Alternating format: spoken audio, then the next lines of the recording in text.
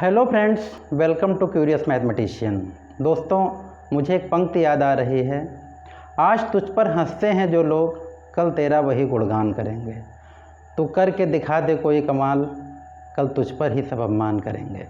तो दोस्तों, आजकल के युवा वर्ग में सबसे बड़ी अंतर्द्वंद यही है कि अगर मैं सफल हुआ तो अच्छी बात है और अगर नहीं हुआ तो क्या होगा। तो दोस्तों, नहीं और क्या, इस वर्ड जो निगेटिविटी के वर्ड हैं, उस वर्ड को आपको अपने माइंड से रिमूव कर देना है। आपको अपने हौसलों से, अपने आत्मविश्वास से, आपको अपनी मेहनत से सफलता के उस मुकाम पर पहुंचना है कि आपका लोग गुणगान करें, सम्मान करें और आप पर अभिमान कर सकें। तो आज हम प्रॉफिट एंड लॉस के नेक्स्ट लेक्चर पे अब हम चल रहे हैं। पिछले लेक्चर्स में मैंने आपको काफ़ी कॉन्सेप्ट आपके क्लियर हो गए होंगे। आज जो टॉपिक है वो बहुत ही महत्वपूर्ण भी है, थोड़ा टेक्निकल भी है, क्रिटिकल भी है। देखने में क्वेश्चंस बहुत हैवी लगते हैं, लेकिन मैं आपको ऐसा तरीका बताऊंगा कि उस क्वेश्चन को आप चुटकियों में सॉल्व कर सकेंगे। तो सबसे पहले हम प्रश्न से रूबरू हो रहे हैं।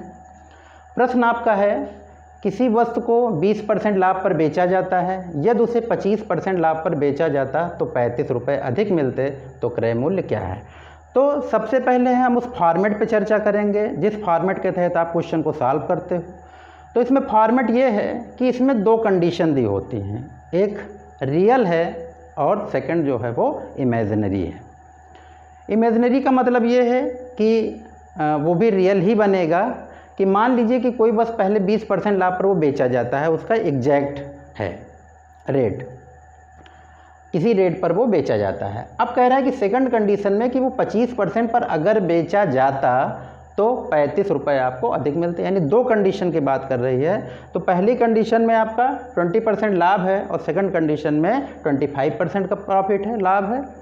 ये क्वेश्चन में हो सकता है कि ये पहले लाभ हो और ये बाद में हानि हो, ये हो सकता है कि पहले हानि हो और दूसरी बार में लाभ हो, और हो सकता है कि ये हानि हो और दूसरी बार में हानि हो।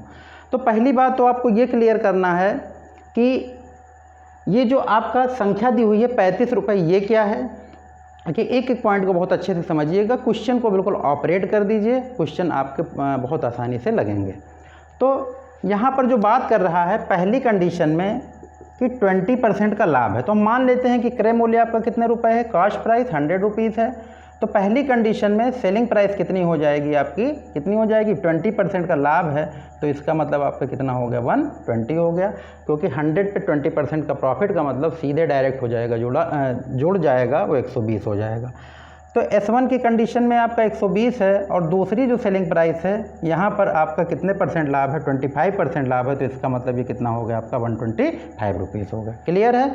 तो सेलिंग प्राइस कॉस्ट प्राइस 100 पे, पहली कंडीशन पे सेलिंग प्राइस 120 रुपीज़ है और दूसरी बार में कितना है, 125 रुपीज़ है। अब हम क्वेश्चन को आगे देखते हैं कि आगे क्या होने वाला है और उससे हमको क्या फ़ायदा मिलने वाला है।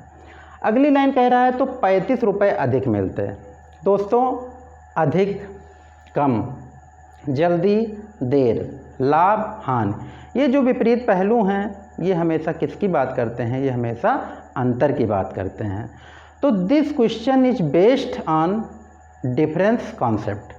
तो सबसे पहली बात जान लीजिए कि इसका जो कॉन्सेप्ट है वो किस पे बेस्ड है, वो आपका डिफरेंस यानी अंतर के कॉन्सेप्ट पर आधारित। अगर इसको आप समझ जाओगे तो क्वेश्चन आप बिना पेन उठाए भी लगा सकते हो, अपने मन में सॉल्व कर सकते हो।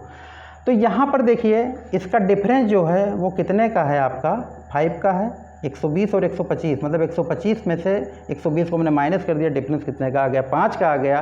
प्रश्न में डिफरेंस कितने का है आपका, 35 रुपये का है, क्योंकि ये अधिक मिलते। अधिक और कम की बात होती है, वहाँ पर डिफरेंस की बात होती है।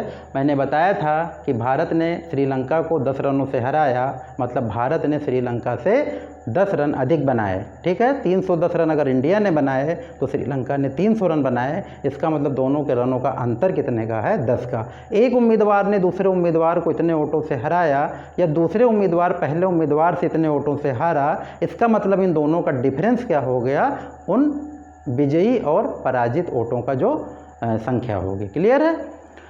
तो यहाँ पर डिफरेंस 5 का है और यहाँ पर डिफरेंस कितने का है, क्वेश्चन में 35 का है। हमें निकालना क्या है, क्रय मूल्य निकालना है। तो जो निकालना होता है उसको बाद में रखते हैं, जो दिया होता है उसको शुरू में रखते हैं। तो डिफरेंस कितने का है, 5 का है, डिफरेंस 5 का है। तो कॉस्ट प्राइस कितने का है आपका, 100 रुपये का है।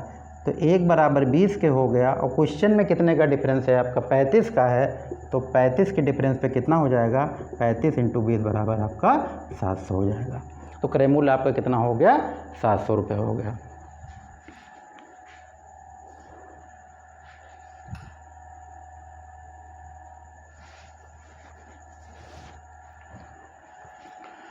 तो बिल्कुल क्लियर हो गया होगा आपको। अब इसको आप चाहो तो पेन भी ना उठाओ, ऐसे भी लगा सकते हो। जैसे 20% लाभ है, यहाँ 25% लाभ है, यहाँ पर सेम कंडीशन है, दोनों प्रॉफिट हैं। तो जब सेम कंडीशन होती है तो वहाँ पर डिफरेंस में घटता है। तो यहाँ 25% में 20% घटाओगे 5%, तो 5% बराबर कितने के हो गया, 35 के। तो 1% की वैल्यू 7 हो गई। तो 100% की वैल्यू कितनी हो गई, 700 हो गई। तो इस क्वेश्चन को आप आसानी से लगा सकते हो। लेकिन ये आपका कॉन्सेप्ट है, ये आपके माइंड की सेकंड मेमोरी में फीड होना चाहिए, ठीक है। अब हम चलते हैं दूसरे क्वेश्चन की ओर।